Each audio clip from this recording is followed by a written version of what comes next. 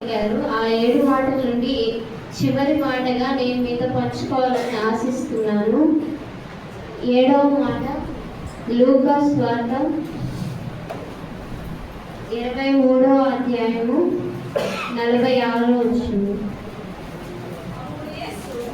అప్పుడు యేసు గొప్ప శబ్దముతో కేక వేసి, తండ్రి,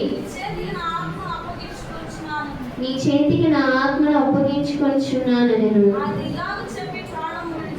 ఆయన ఇలాగ చెప్పి ప్రాణం విడిచింది. ఇక్కడ మనం చూసినట్లయితే యేసు ప్రభు వారు చివరి క్షణంలో కూడా తన ఆత్మను తన తండ్రి అయిన దేవునికి తన ఆత్మను అప్పగించి తన జీవితాన్ని ముగించాలని అనుకున్నారు. ఇక్కడ మనం చూసినట్లయితే మొదటిగా యేసు ప్రభు వారు తన తండ్రితో మాట్లాడుతున్నారు. రెండవదిగా అసలు ఎందుకు ఈ మాట పలకాల్సి వచ్చింది, సిలువలో చివరి క్షణంలో కూడా దేవుడు ఎందుకు తన ప్రాణాన్ని తన ఆత్మను దేవునికి అప్పగించారు చూద్దాం. కీర్తనలు గ్రంథము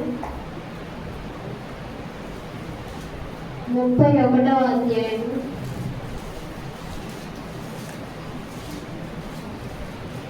5వ వచనం. నా ఆత్మను నీ చేతికి అప్పగించుచున్నాను. యెహోవా సత్యదేవ,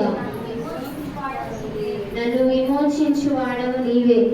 ఇక్కడ మనం చూసినట్లయితే యేసు ప్రభువారు శిలువలో పలికిన ప్రతి మాట కూడా ప్రవచనం నెరవేర్పు కోసం మాత్రమే మాట్లాడారు. 7 మాటలు కూడా ప్రవచనం నెరవేర్పు కోసమే మాట్లాడారు.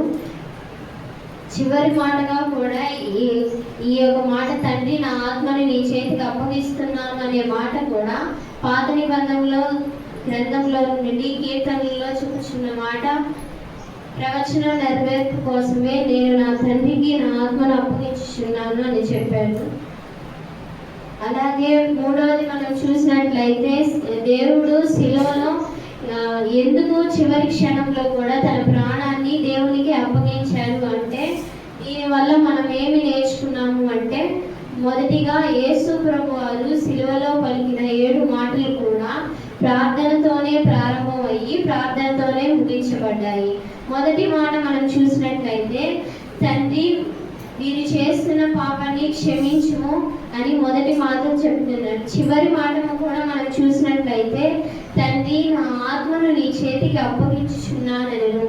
యేసు ప్రభు వారు మొదటి మాట కూడా తన తండ్రిని ప్రార్థిస్తున్నారు. ప్రభువా, వీరు చేసిన పాపాలు వీరు ఎరిగి ఉండరు, వీరిని క్షమించుము అని యేసు ప్రభు వారు తన తండ్రికి ప్రార్థిస్తున్నాడు. చివర కూడా నా ఆత్మను యేసయ్య నీకు అప్పగించుచున్నాను అని యేసు ప్రభు వారు దేవునితో చెప్పుచున్న మాట. మనము కూడా ప్రతిరోజు ఉదయం లేవగానే మనం ప్రార్థనతోనే మొదలు పెట్టాలి, ప్రార్థనతోనే మనం ముగించాలి, ప్రార్థనతోనే ప్రారంభం అవ్వాలి.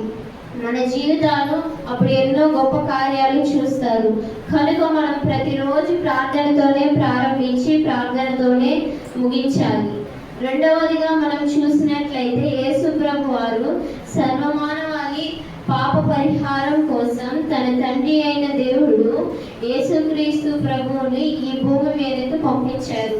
యేసు ప్రభు వారు తన తండ్రి ఇచ్చిన పనిని శక్తిలోపం కూడా లేకుండా చక్కగా తన దేవుడైన తండ్రి ఇచ్చిన పనిని చక్కగా భూమి మీదకు వచ్చి తన పనిని సక్రమంగా జరిగించి నమ్మకంగా జరిగించి మన పాపుల కోసం యేసు ప్రభు వారు ప్రాణం పెట్టి తన రక్తాన్ని చిందించి తన కొరడా దెబ్బలు సహించి మన కోసం చివరి క్షణాల్లో కూడా మరణిస్తున్నాను అని తెలిసి కూడా యేసు ప్రభు వారు తన తండ్రికి, దేవా నా ఆత్మను తండ్రి నా ఆత్మను నీ చేతికి అప్పగిస్తున్నాను అని చివరి క్షణంలో కూడా యేసు ప్రభు వారు అప్పగిస్తున్నారు. అలాగే యేసు ప్రభు వారి లాగే భూమి మీదకి వచ్చి ఎలా అయితే తన పనిని సక్రమంగా జరిగించి సంపూర్తి చేసి తను మరణించారో, అలాగే మనం కూడా యేసు ప్రభు వారి వలె మనం భూలోకానికి వచ్చినామంటే అది ఏదో ఒక పని నిమిత్తమే. మనం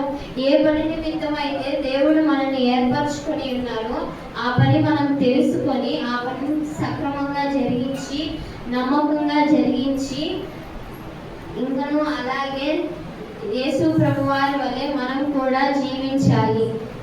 మనం చూసినట్లయితే ఇక్కడ మనం ఎందుకు దేవునికి ఆత్మను అప్పగించాలి చూద్దాం.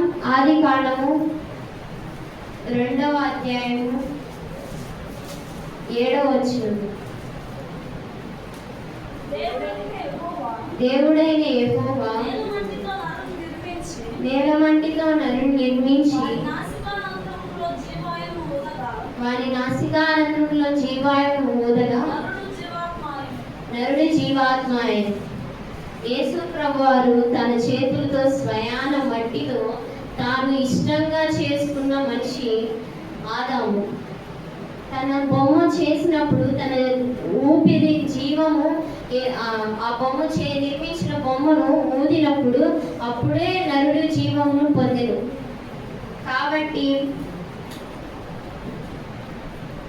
కాబట్టి మనం కూడా ఈ దేవుడి ఈ ఆత్మను దేవుడే ఇచ్చాడు. కాబట్టి ఎందుకైతే ఇచ్చిన్నాడో, ఏ పని నిమిత్తం అయితే ఇచ్చిన్నాడో ఆ పని గుర్తెరిగి మనం ఆ పనిని సక్రమంగా జరిగించి నమ్మకంగా, ఇప్పుడు ఎగ్జాంపుల్ ఎవరైనా మనకి ఒక పని చెప్తే అది మనం నమ్మకంగా జరిగించి దాన్ని మరలా వారికి చేతులకి ఎలా అయితే మనం అప్పగిస్తామో అలాగే దేవుడు ఎందుకైతే మనల్ని జీవం పోసాడో, ఎందుకైతే మనల్ని తన స్వయాన తన చేతులతో మట్టితో నిర్మించాడో మనం తెలుసుకొని గుర్తెరిగి అలాగే మన ఆత్మలను దేవునికి అప్పగించాలి. దేవుడిచ్చిన ఈ ఆత్మ దేవుడు జీవాయువును ఊదగా అప్పుడే నరుడి జీవం పొందెను. కనుక మనమందరము అది గుర్తెరిగి దేవుడు మాత్రమే ఈ జీవం ఇచ్చాడని గుర్తెరిగి మరలా యేసు ప్రభు వారికి ఈ ఆత్మను అప్పగించే వారిలాగా మనం ఉండాలి. అలాగే మూడవదిగా మనం చూసినట్లయితే ఒక దేవుని వలె తన జీవితాన్ని చివరి క్షణాల్లో కూడా తను ఎంతో మంది హింసించున్నా కూడా తన జీవితాన్ని తన ఆత్మను దేవునికి అప్పగించాడు. ఆ వ్యక్తిని మనం చూసినట్లయితే అపోస్తుల కార్యము 7వ అధ్యాయము 59-60 వచనాలు చదువుతున్నాం. ప్రభువును గూర్చి మొరపెట్టుచు యేసు ప్రభువా నా ఆత్మను చేర్చుకొనమని స్టెఫెను పలుకుచుండగా వారు అతని రాళ్లతో కొట్టేది. అతడు మోకాళ్ళుని ప్రభువా వారి మీద ఈ పాపం మోపకుమని గొప్ప శబ్దముతో పలికెను. ఈ మాట పలికి నిద్రించెను. సౌలు అతని చావునకు సమ్మతించెను. ఇక్కడ మనం చూసినట్లయితే స్టెఫెను మనం చూస్తూ ఉన్నాం. స్టెఫెను సంఘంలో గొప్ప పరిచారకుడు. అలాగే బయట సువార్త ప్రకటించడానికి వెళ్ళినప్పుడు, సభకు వెళ్ళినప్పుడు అక్కడ ఎంతో మంది తన వాక్యం బోధిస్తూ ఉండగా అక్కడ ఎంతో మంది అన్యజనులకు తన వాక్యం నచ్చక తన బోధనను వాళ్ళు విసుగునొంది వాళ్ళందరూ రాళ్లతో కొట్టుచు హింసించుచు తనని దూషించుచు ఎంతగానో వాళ్ళని రాళ్లతో కొట్టుచు ఉన్నారు. అయినను కూడా చివరి క్షణాల్లో స్టెఫెను పలుకుచున్నారు, మోకాళ్ళు ప్రభువా వారి మీద ఈ పాపము మోపకుమని గొప్ప శబ్దముతో పలికెను. స్టెఫెను చివరి క్షణాల్లో నేను చనిపోతానని తెలిసి కూడా మోకాళ్ళుని తన కళ్ళను పైకెత్తి ప్రభువా వీరి మీద పాపం మోపకుము, వీరు చేసిన పాపం ఎరిగి ఉండకపోవచ్చు, వీరు తెలిసి తెలియక చేసిన పాపాలను నీవే క్షమించి నా ఆత్మను నీ చేతికి అప్పగిస్తున్నాను అని స్టెఫెను చివరి మాట పలుకుచున్నాడు. చివరి మాట నా ఆత్మని నీకు అప్పగించి నిద్రించెను.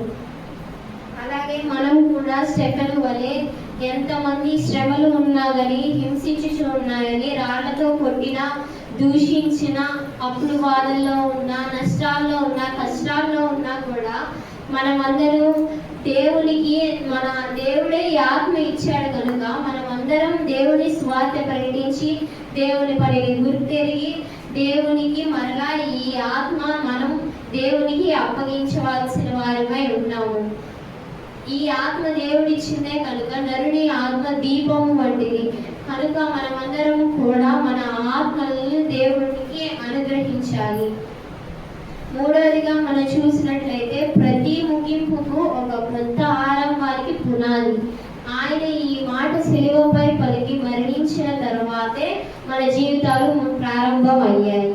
కాబట్టి మనం ప్రతిదీ ముగించాలి. ఏది ముగించాలో, ఏది ఇంకనూ ప్రారంభించాలో, మన జీవితంలో ఏది కొత్తగా ప్రారంభించాలో అని తెలుసుకుందాం. 1 పేతురు 2వ అధ్యాయము 24వ వచనం. మనం పాపుల విషయమై మనము పాపముల విషయమై చనిపోయి నీతి విషయమై జీవించినట్లు ఆయన తానే తన శరీరమందు మన పాపములను ప్రాణు మీద మోసుకొనెను. ఆయన పొందిన గాయముల చేత మీరు స్వస్థత నందుతుంది. ఇక్కడ మనం చూసినట్లయితే మన పాపాలను ముగించుకోవాలి. మన పాపముల విషయమై మనం చనిపోవాలి. మన పాపముల విషయమై మనం మరణించి నీతి విషయమై మనం జీవించాలి. నమ్మకం కలిగి నీతి విషయమై మనం ఇంకనూ యేసులో కొనసాగాలి. పాపము జీవితాన్ని ఇప్పుడే మనం విడిచిపెట్టి నీతి కలిగి మనం బ్రతకాలి. యేసు ప్రభు వారి లాగే మనం కూడా మన ఆత్మలను చివరి క్షణంలో కూడా దేవుణ్ణి మరవకుండా మన ఆత్మలను దేవునికి అప్పగించాలి. యేసు ప్రభు వారి వలె, స్టెఫెన్ వలె మనం ఇంకనూ ఎదగాలి. మన పాపము జీవితాలను ఇంకనూ వదిలిపెట్టాలి. మన నీతి విషయమే మనం ఇంకనూ కొనసాగాలి. మన ఆత్మలను దేవునికి అప్పగించి ఇంకనూ అలాగే మనం చూసినట్లయితే మొదటిగా మనం దేవుడు సిలువలో పలికిన 7 మాటలు కూడా కేవలం ప్రవచన విషయమై దేవుడు పలికారు. ఆ చివరి మాట కూడా పాత నిబంధన కీర్తన గ్రంథంలోనే ఆ వాక్యం ప్రవచన విషయమై చెప్పబడింది. మనం చూసినట్లయితే ఈ 7వ మాట ద్వారా మనం నేర్చుకున్నది ఏంటి అంటే, యేసు ప్రభు వారి వలె చివరి క్షణం కూడా మనము మన ఆత్మలను దేవునికి అప్పగించాలి. యేసు ప్రభు వారు ఎలా అయితే ప్రార్థనతోనే ప్రారంభించి ప్రార్థనతోనే తన జీవితాన్ని ముగించారో, అలాగే మనం కూడా మనం రోజు ప్రార్థనతోనే ప్రారంభించి ప్రార్థనతోనే ముగించాలి. ఈ కొద్ది వాక్యాన్ని దేవుడు దీవించాలి.